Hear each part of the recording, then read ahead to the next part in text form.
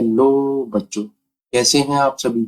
उम्मीद करता हूं कि आप सभी अच्छे होंगे और इसी उम्मीद के साथ स्वागत है आप सभी का आपके अपने यूट्यूब चैनल ई ब्लैक बोर्ड में।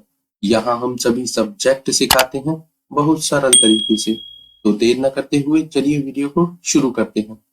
बच्चों, इस वीडियो में हम कक्षा 7 की गणित विषय की प्रश्नावली 4.1 के बचे हुए प्रश्न यानी कि प्रश्न नंबर 4 से आगे के प्रश्न इस वीडियो में कराएंगे और इससे पहले के प्रश्न हम पिछली वीडियो में करा चुके हैं।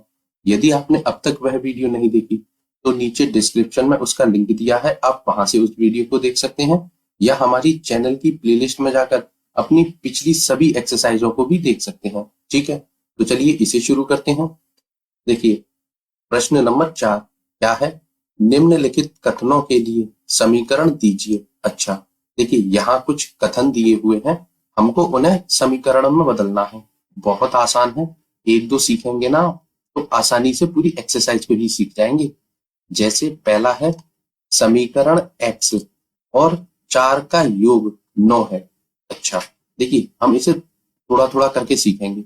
जैसे ये बोल रहा है कि संख्या x, ठीक है, तो x लिख लीजिए और 4, ठीक है, तो x और 4 का योग, क्या योग, योग का मतलब होता है बच्चों जोड़ना। तो यदि हम x और 4 को जोड़े तो हमें क्या प्राप्त होगा, 9 प्राप्त होगा और हमारा समीकरण ये ही बनकर हो गया तैयार। x + 4 = 9, यानी कि x + 4 = 9। ठीक है, चलिए दूसरा करते हैं। देखिए ये है y में से 2 घटाने पर 8 प्राप्त होता है। ठीक है, तो सबसे पहले y में से घटाना है क्या, 2, तो इसमें से घटाइए 2, तो y में से 2 घटाने पर हमको क्या प्राप्त होता है, 8। हो गया हमारा समीकरण बनकर तैयार। ठीक है, तीसरा करते हैं। a का 10 गुना 70 है, मतलब a लिखिए फिर उसमें गुणा कीजिए किसका, 10 का, तो a का 10 गुना कितना है, 70। देखिए बच्चों, ये तो हमने जो इसमें भाषा लिखी है बुक वाले ने उस तरीके से कर दिया, लेकिन ये देखने में कभी भी अच्छा नहीं लगता और सही भी नहीं माना जाता। आपने कभी भी जो है मतलब चर और अचरों को देखा होगा तो वो इस तरीके से नहीं लिखे जाते। वो कैसे लिखते हैं, जैसे यदि a का 10 गुना है तो पहले लिखिए आप a, इसका 10 गुना, तो 10 पीछे ना लिखकर आगे लिख देते हैं। ठीक है, और आप ये भी जानते हैं चर और अचर के बीच में अगर गुणा का निशान हो तो वो लगाते नहीं है, उसे हटा देते हैं। ठीक है ना, तो ये हो गया a का 10 गुना बराबर कितना हो जाएगा, 70। ठीक है, तो आप इस तरीके से लिखिए तो ज्यादा सही है। ये तो हमने आपको समझाने के लिए बता दिया है, लेकिन सही ये माना जाएगा 10a = 70, यानी कि 10a = 70। ठीक है, चौथा करते हैं। संख्या b को 5 से भाग देने पर आपको 6 प्राप्त होता है। सबसे पहले b लिखिए, b को 5 से भाग देना है। भाग का मतलब क्या होता है बच्चों, आप जानते हैं, बटा, यानी कि b में बटे कर दीजिए, कितने, इससे भाग देना है 5 से, तो b/5। ठीक है, इनको b में 5 से भाग देने पर क्या प्राप्त होगा, 6 प्राप्त होगा और यही हो जाएगा हमारा समीकरण। ठीक है, पांचवा करते हैं। t का 3/4 15 है, मतलब t है बच्चों ये, देखिए t को थोड़ा अलग तरीके से बनाएंगे। जैसे t का 3/4, अब देखिए 3/4 का मतलब क्या होता है बच्चों, 3/4। ठीक है, अब वो कह रहा है कि 3/4 किसका, t का, तो देखिए t का लिखेंगे तो का हम जानते हैं, का हटाते हैं तो गुणा का निशान लगाते हैं, मतलब t का 3/4। समझे इससे, अगर यदि आप इसे सॉल्व करेंगे, t और 3 का गुणा करेंगे तो ये कितना आएगा, 3t और बटे में 4। ठीक है, यहां लिख दीजिए 3t/4। यदि हम t का 3/4 कितना है, 15। कैसे आया आप समझ चुके हैं। ठीक है, सवाल समझ में आ रहे हैं बच्चों, आ रहे होंगे। चलिए छठवां करते हैं इसका। m का 7 गुना और 7 का योगफल 77 देता है। सबसे पहले लिखिए m का 7 गुना, और 7 गुना गुणा 7 नहीं लिखेंगे, इसके आगे लिख देंगे 7, तो m का 7 गुना और 7 का योगफल, मतलब इसमें आपको जोड़ने हैं 7, बराबर कितने हो जाएंगे? 77। ठीक है बच्चों, चलिए इसे करते हैं। एक संख्या x की चौथाई ऋण 4 आपको 4 देता है। मतलब सबसे पहले x लिखिए। ठीक है, x की चौथाई, मतलब चौथाई का मतलब क्या होता है बच्चों? 1/4। अब x की चौथाई यानी कि x गुणा 1/4। ठीक है, गुणा करेंगे तो x आएगा, बटे में 4 आ जाएंगे, तो ये हो गया x का 1/4। ठीक है, या 1/4 बोल लीजिए या x की चौथाई बोल लीजिए। ठीक है, ऋण 4 यानी कि -4 आपको क्या देगा? बराबर देगा आपको 4। ठीक है, समीकरण हो गया हमारा बनकर तैयार। ठीक है, 8वां करते हैं। यदि आप y के 6 गुने में से 6 घटाएं तो आपको 60 प्राप्त होगा। y के 6 गुने में से, अब 6 गुना मतलब इसके आगे लगा दीजिए 6। ठीक है, तो y के 6 गुने में से क्या घटाना है आपको? 6 घटाना है, तो आपको क्या प्राप्त होगा? 60 प्राप्त होगा। ठीक है, समीकरण हो गया तैयार। 9वां करते हैं। यदि आप z के 1/3 में 3 जोड़ें, z का 1/3, देखिए सबसे पहले z लिखिए, इसका 1/3, 1/3 का मतलब 1/3। अब अंश और अंश का गुणा करेंगे, z का गुणा 1 से तो z आ जाएगा, अब बटे में 3 रहेंगे। ठीक है, तो ये हो गया z/3, यानी कि z का 1/3 में कितने जोड़ने हैं? 3 जोड़े, तो आप प्लस कर दीजिए 3, तो आपको क्या प्राप्त होगा? 30 प्राप्त होगा। ठीक है बच्चों, ये हो गया हमारा समीकरण बनकर तैयार।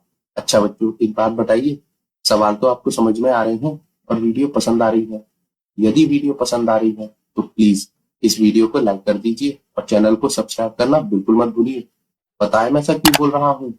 यदि आप चैनल को सब्सक्राइब कर लेंगे तो मैं जब भी कोई नई वीडियो बनाऊंगा, रोज ही बनाता रहता हूँ, तो उसका नोटिफिकेशन सबसे पहले आपके पास पहुंचेगा और आप उस वीडियो को सबसे पहले देखकर अपना मैथ अच्छा कर पाएंगे। ना सिर्फ मैथ, एक बार और आपकी जानकारी के लिए बता दूं, अभी तो आप क्लास 7th में हैं। जैसे जैसे आपकी क्लासेस बढ़ती जाएंगी वैसे वैसे इसी चैनल ई ब्लैक बोर्ड चैनल पर आपको कक्षा 12 तक के सभी सब्जेक्टों की ट्यूशन मिलने वाली है, वो भी फ्री में। अब इतनी सारी चीजें फ्री में हम आपको उपलब्ध करा रहे हैं, तो छोटा सा काम आप कर लीजिए हमारे लिए। आपके वीडियो के नीचे जो सब्सक्राइब का बटन है उसे दबा दीजिए और उसके बगल में जो घंटी का निशान है उसे दबाकर ऑल पर क्लिक कर दीजिए। छोटा सा काम है, चैनल सब्सक्राइब करने के पैसे नहीं लगते। ठीक है, तो कर दीजिए। चलिए अगले प्रश्न पर चलते हैं। प्रश्न नंबर 5, निम्नलिखित समीकरणों को सामान्य कथनों के रूप में लिखिए। देखिए बच्चों, अभी हमको कथन दिए थे पिछले सवाल में और हमको बोला था कि आप इन्हें समीकरण में लिखिए। इस प्रश्न में उसका उल्टा किया है, यहाँ हमको समीकरण दिए हैं और कथनों के रूप में लिखवा रहा है। कर देंगे? हाँ, अभी तो सीख के आए हैं, बहुत आसान है, कर देंगे हम, ज्यादा कठिन है नहीं। देखिए पहला है p+4 बराबर 15, मतलब p और 4 का योग कितना होता है? 15। लिख दीजिए आप इसे। हम लिखेंगे p और 4 का योग कितना होता है? 15। ठीक है, चलिए दूसरा करते हैं। m-7 बराबर 3, यानी कि m में से 7 घटाने पर 3 प्राप्त होता है। लिख दीजिए इसे भी। हम लिखेंगे कि m में से 7 घटाने पर 3 प्राप्त होता है ना बच्चों? बहुत सरल सवाल। चलिए तीसरा करते हैं। देखिए तीसरे में क्या है? 2m बराबर 7, यानी कि m का 2 गुना 7 होता है। m का 2 गुना 7 होता है। लिख दीजिए इसे भी। आप लिखेंगे संख्या m का 2 गुना 7 है। ठीक है, चलिए चौथा करते हैं। देखिए m/5 बराबर 3, मतलब m में 5 से भाग देने पर 3 प्राप्त होता है। लिख दीजिए इसे भी। लिखेंगे संख्या m को 5 से भाग देने पर 3 प्राप्त होता है। ठीक है बच्चों, सवाल तो समझ में आ रहे हैं, बहुत आसान है। चलिए 5वां करते हैं। देखिए ये है 3m/5 बराबर 3, मतलब इसमें पता क्या किया गया है? m का जो 3 गुना है ना, उसमें 5 से भाग दिया गया है, मतलब m के 3 गुने में 5 से भाग देने पर आपको 3 प्राप्त होगा। इसे भी हम लिखेंगे संख्या m के 3 गुने को 5 से भाग देने पर 3 प्राप्त होगा। ठीक है, चलिए घटमा करते हैं। 3p प्लस 4 बराबर 25, मतलब p का 3 गुना है ना, उसमें 4 जोड़ने पर 25 प्राप्त होगा। इसे भी हम लिखेंगे संख्या p के 3 गुने और 4 का योग 25 है, मतलब जो संख्या p है ना उसका 3 गुना और 4 का योग 25 होता है। बहुत आसान है बच्चों, समझ रहे होंगे। सातवां करेंगे। देखिए p के 4 गुने में से, मतलब 4p है ना, उसमें से हमें क्या घटाना है, तो p के 4 गुने में से यदि हम 2 घटा देते हैं तो हमको 18 मिलेगा। ठीक है बच्चों, चलिए इसे भी लिखते हैं। यानी संख्या p के 4 गुने में से 2 घटाने पर 18 प्राप्त होता है। ठीक है, आठवां करते हैं। p बटे 2 प्लस 2 बराबर 8, मतलब p को यदि हम 2 से भाग देते हैं, अब 2 नीचे आया कैसे है बच्चों, देखिए जैसे ये संख्या है p, अब यदि हम इसमें 1/2 से गुणा कर दें, ठीक है ना, तो ये हो जाएगा ऊपर तो p और बट्टे 2। ठीक है, अंश अंश का गुणा किया तो p आ गया और बट्टे 2। देखिए जो बटे 2 है ना, ये संख्या क्या कहलाएगी, आप एक बात जानते हैं, किसी भी संख्या को यदि हम 1/2 के रूप में लिखते हैं वो मतलब होता है आधा। यदि हम p में आधे से भाग दें, ठीक है ना, या p का आधा प्लस 2 बराबर 8 हो जाएगा। ठीक है, इसी को हम यहाँ लिख देंगे। हम लिखेंगे संख्या p के आधे में 2 जोड़ने पर 8 प्राप्त होता है। ठीक है बच्चों, सवाल तो समझ में आ रहे हैं। चलिए छठवां प्रश्न करते हैं। देखिए प्रश्न नंबर 6 क्या है, निम्नलिखित स्थितियों में समीकरण बनाइए। अच्छा, मतलब यहाँ कुछ आपको इबारत वाले प्रश्न दिए हैं, उनको पढ़कर आपको समीकरण बनाना है। बहुत आसान है, जैसे जैसे आप सवालों को पढ़ेंगे ना वैसे वैसे करते चला जाइए, बहुत आसान हो जाएगा, बहुत आसानी से आपके समीकरण बन जाएंगे। देखिए पहला पढ़ेंगे हम, ये है इरफान कहता है कि उसके पास परमीत के पास जितने कंचे हैं उनके 5 गुने से 7 अधिक कंचे इरफान के पास हैं। ठीक है, और इरफान के पास 7 कंचे हैं। ठीक है, परमीत के कंचों की संख्या m लीजिए। अच्छा, देखिए बच्चों इस सवाल को करने से पहले इसमें जो जो डाटा आपको दिया हुआ है उस डाटा को आप सबसे पहले लिख लीजिए, फिर समीकरण बनाने में आसानी रहेगी। इसको करने का सबसे आसान तरीका यही है। ठीक है, तो देखिए सबसे पहले हम लिखेंगे कि माना परमीत के पास कितने कंचे हैं, m, तो यहाँ लिखेंगे हम m, माना परमीत के पास m कंचे हैं। ठीक है, तो देखिए परमीत के कंचों की संख्या आप इधर लिखिए बराबर, और इरफान के पास कितने कंचे हैं, 37, ये लिख दीजिए। ठीक है, अब इस प्रश्न को दोबारा से पढ़िए। इरफान कहता है कि उसके पास परमीत के पास जितने कंचे हैं उनके 5 गुने, यानी कि परमीत के 5 गुने, मतलब m का 5 गुना, परमीत के पास तो m कंचे हैं तो इसका तो 5 गुना कर दीजिए। ठीक है, से 7 अधिक कंचे हैं, मतलब m के 5 गुने से 7 अधिक, अधिक का मतलब होता है जोड़, 7, मतलब देखते समझ में आया, m के 5 गुने से 7 अधिक कंचे इरफान के पास हैं, और इरफान के पास कितने कंचे हैं, 37। हमारा समीकरण बनकर हो गया तैयार, 5m प्लस 7 बराबर 37। ठीक है बच्चों, खाना कितना सरल। चलिए दूसरा करते हैं। देखिए ये है लक्ष्मी के पिता की आयु 49 वर्ष है, मतलब लक्ष्मी कोई लड़की है, उसके पिता की आयु 49 वर्ष है। ठीक है, एक डाटा दे दिया हमें, उनकी आयु लड़की की आयु के 3 गुने से 4 वर्ष अधिक है। ठीक है, लक्ष्मी की आयु को y वर्ष दीजिए। ठीक है, कोई बात नहीं, तो जो डाटा हमको दिया है पहले हम उसे लिखेंगे। हम लिखेंगे कि माना लक्ष्मी की आयु y वर्ष है, जो प्रश्न में दी है। ठीक है, अब इधर लिख दीजिए लक्ष्मी की आयु y वर्ष। ठीक है, बराबर कर दीजिए, पिता की आयु कितनी है, 49 वर्ष। अब प्रश्न को एक बार फिर से पढ़िए। देखिए लक्ष्मी के पिता की आयु 49 वर्ष है, हमने लिख दी।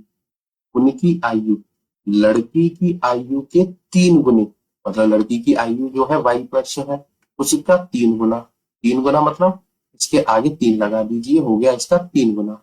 से 4 वर्ष अधिक है, मतलब 3 गुने से 4 वर्ष अधिक, इसमें 4 जोड़ दीजिए तो समीकरण हो गया आपका तैयार। 3y प्लस 4 बराबर 49। ठीक है बच्चों, सवाल समझ में आया? आ गया होगा। चलिए इसी का तीसरा करते हैं। अध्यापिका बताती है उनकी कक्षा के एक विद्यार्थी द्वारा प्राप्त किए गए अधिकतम अंक प्राप्त किए गए न्यूनतम अंक का दोगुना धन 7 है। प्राप्त किए गए अधिकतम अंक 87 है। ठीक है, न्यूनतम प्राप्त किए गए अंक को एल लीजिए। अच्छा देखिए, मतलब कोई एक टीचर है, वो बताती है कि जो हमारी क्लास है उसमें जो बच्चे हैं ना, उनमें किसी बच्चे के तो सबसे ज्यादा अंक आए हैं और जो किसी बच्चे के न्यूनतम अंक आए हैं उनका अंतर आपको बताया है कि किसके कितने कितने अंक हैं। तो वो कह रही है कि जो अधिकतम अंक है वो न्यूनतम अंक का दोगुना धन 7 है। ठीक है, तो अधिकतम अंक आपको दिए हैं 87। ठीक है, और न्यूनतम के लिए बोला है एल लीजिए। ठीक है, तो सबसे पहले लिखेंगे हम माना न्यूनतम प्राप्त अंक एल है जो हमें प्रश्न में दिया है। ठीक है, तो इधर तो लिख लीजिए न्यूनतम, बराबर के इधर लिख दीजिए अधिकतम 87। ठीक है, चलिए अब सवाल को थोड़ा सा यहाँ से पढ़िए। वो कह रहा है कि प्राप्त न्यूनतम अंक का दोगुना, जो न्यूनतम अंक है ना उसका दोगुना कीजिए। ठीक है, कर दिया दोगुना, धन 7 यानी कि प्लस 7 न्यून अधिकतम अंक हो जाएंगे। ठीक है, बन गया हमारा समीकरण। बहुत आसान होता है इन्हें बनाना। 2l plus 7 is equal to 87, यानी कि 2l प्लस 7 बराबर 87। ठीक है बच्चों, चलिए चौथा करते हैं। एक समद्विबाहु त्रिभुज में शीर्ष कोण प्रत्येक आधार कोण का दोगुना है। अच्छा, मान लीजिए प्रत्येक आधार कोण 20 डिग्री है। ठीक है, याद रखिए त्रिभुज के तीनों कोणों का योग 180 अंश या 180 डिग्री होता है। ठीक है, देखिए बच्चों, इस सवाल को समझने से पहले थोड़ी सी अलग चीजें आपको समझनी पड़ेंगी। जैसे सबसे पहले आप एक समद्विबाहु त्रिभुज बनाइए, जैसे हमने यहाँ एक बनाया समद्विबाहु त्रिभुज। ठीक है, ये बना लिए समद्विबाहु त्रिभुज। समद्विबाहु त्रिभुज का मतलब जानते हैं, इसकी दो भुजाएं बराबर हो। जैसे हमने इस त्रिभुज की ये भुजाएं दोनों बराबर मानी है। ठीक है, अब यदि ये दो भुजाएं बराबर हैं तो इनके जो आधार कोण होंगे, ठीक है ना, ये भी बराबर होंगे। चलिए, अब प्रत्येक आधार कोण 20 डिग्री का है तो ये और ये दोनों 20 डिग्री के होंगे। ठीक है, अब वो पूछ रहा है कि आपको जो है इसके लिए समीकरण बनाना है। एक बार प्रश्न को फिर से पढ़िए। देखिए, एक समद्विबाहु त्रिभुज के शीर्ष कोण प्रत्येक आधार कोण का दुगना है। अब ये जो शीर्ष कोण है ना, ये आधार कोण का दोगुना है, तो ये बी है, तो ये कितने हो जाएंगे 2b, यानी कि 2b। चलिए, मान लीजिए प्रत्येक आधार कोण 20 डिग्री है। याद रखिए कि त्रिभुज के तीनों कोणों का योग 160 डिग्री होता है। अब आपको समीकरण बनाना बहुत आसान हो जाएगा। सबसे पहले लिखेंगे माना आधार कोण कितने डिग्री का है, 20 डिग्री का। चलिए, अब आप एक काम कीजिए, इन तीनों कोणों को जोड़ दीजिए। ठीक है, जोड़िए। देखिए, 2b plus B plus B, अब ये तीनों कोणों का योग हो गया जो कि कितना है 180 अंश। ठीक है, 180 डिग्री की तो है। अब इन्हें जोड़ेंगे, 2b 3 और 1 4, यानी कि ये हो गया 4b बराबर हो जाएगा 180 डिग्री, यानी कि b का 4 गुना 180 होता है। ठीक है बच्चों, यही होता है आपके समीकरण का हल। अच्छा बच्चों, एक बात बताइए, सवाल तो आपको समझ में आ रहे हैं और वीडियो पसंद आ रही है। यदि वीडियो पसंद आ रही है तो प्लीज इस वीडियो को लाइक कर दीजिए और चैनल को सब्सक्राइब करना बिल्कुल मत भूलिए। कक्षा 12 तक के सभी सब्जेक्टों की ट्यूशन आपको तभी मिलेगी जब आप चैनल को सब्सक्राइब कर लेंगे, और चैनल सब्सक्राइब करने के पैसे नहीं लगते। अच्छा बच्चों, इस वीडियो में हम केवल 6 ही प्रश्न करेंगे, क्योंकि इस पूरी प्रश्नावली में केवल 6 ही प्रश्न थे। इसका मतलब ये प्रश्नावली यहाँ होती है आपकी समाप्त। अब मिलते हैं अगली वीडियो में इससे अगली प्रश्नावली के साथ। तब तक के लिए बहुत बहुत धन्यवाद। और एक बात और, आपको हमारी पिछली वीडियो कहाँ मिलेंगी यदि आपने नहीं देखी है तो नीचे डिस्क्रिप्शन में भी कुछ वीडियो के लिंक दे दिए जाएंगे, और वरना आप जो चैनल की प्लेलिस्ट होती है ना, वहां से भी आप अपनी पिछली सभी वीडियो को देख सकते हैं। ठीक है, चलिए अब मिलते हैं अगली वीडियो में। तब तक के लिए बहुत बहुत धन्यवाद। Good bye.